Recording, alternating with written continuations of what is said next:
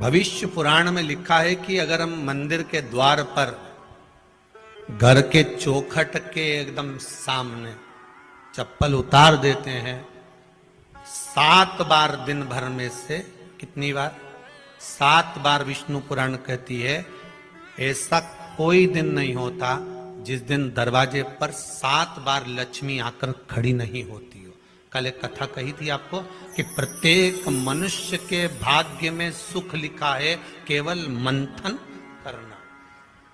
भविष्य पुराण कहती है 7 बार लक्ष्मी प्रत्येक मनुष्य के दरवाजे पर जाकर खड़ी होती है, पर द्वार पर चप्पल पड़ी होने के कारणवश वो लौट कर चली जाती है। बहुत ध्यान दीजिएगा महाराज, थोड़ा सा आपको बुरा लगेगा, लग जाए, पर शिव पुराण है, जीवन संवार देगी तो अच्छी बात है, जीवन संवार दे तो अच्छी बात है। मंदिर के द्वार पर हम जब चप्पल छोड़ते हैं,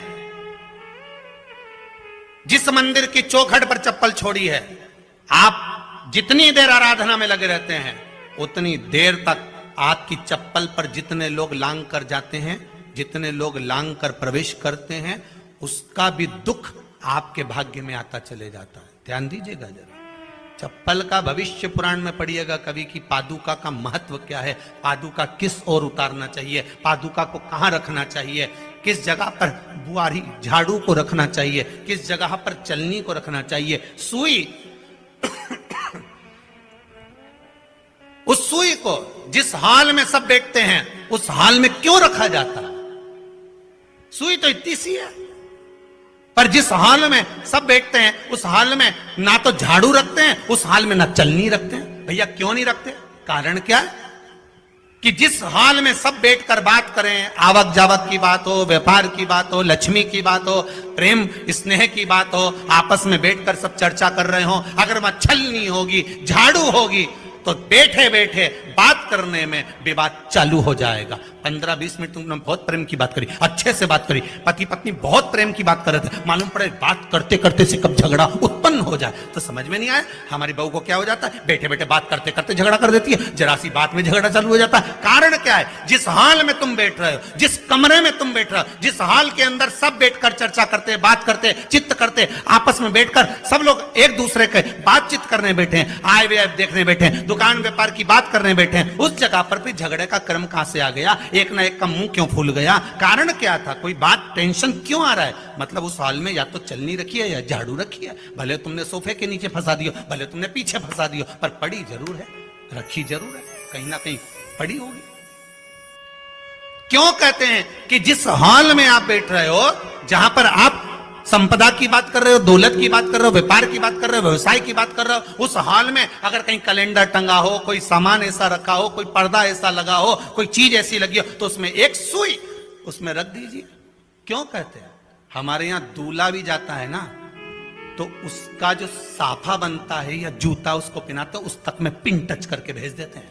बोलो सही है कि गलत है? दूल्हा तोरण लगाने जा रहा है, दूल्हा तोरण देने जा रहा है, तो उसके जूते में भी पिन घुसेड़ कर भेजते हैं, पिन लगाकर भेजते हैं, उसके साफे में पिन लगाकर भेजते हैं। एक भले सुई नहीं लगाएंगे तो आल पिन लगाकर भेज देंगे। क्यों भेजते हैं? उसका कारण क्या? कि लक्ष्मी को लेने जा रहा है, संपदा लेने जा रहा है, और जिसको वो ब्याह करने जा रहा है उसका संबंध सुई और धागे के संबंध जैसा हमेशा सिला हुआ होना चाहिए, उधेड़ा ना जाए, कैंची जैसा कटा हुआ नहीं होना चाहिए।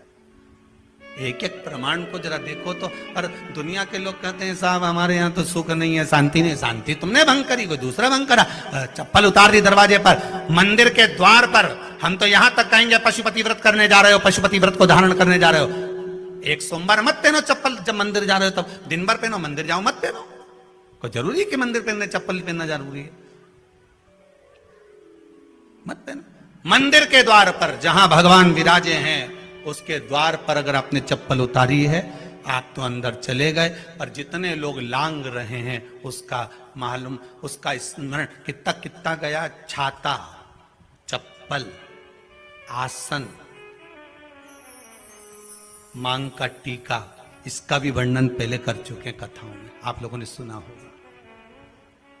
छाते का भी वर्णन किया, किसी का छाता बारिश में तुम लेकर आ गए, पानी गिरने लगा, जी जी तुम्हारा छाता देना, छाता तो लेकर आ गए, पर जितने दिन तुम्हारे घर में रखा हुआ है उतना दिन तक हिसाब लगा कर रखना कि 15 दिन रखा तो तैयारी रख लेना, 15 दिन में कितने घंटे हुए, कितने घंटे कितने पल, उतना आपको दुख भोगना पड़ेगा। दूसरे का छाता आया, इसलिए कोई प्राण छोड़ता है, मरता है, तो उसके पद में यही सब चीजें देना पड़ती। क्या क्या बोलते जाओ, छाता, चप्पल, आसन, माला, सब देना पड़ता है। बोलो देते कि नहीं देते? तो क्यों देना पड़ता है छाता? क्या काम का कि छाता देना पड़ेगा?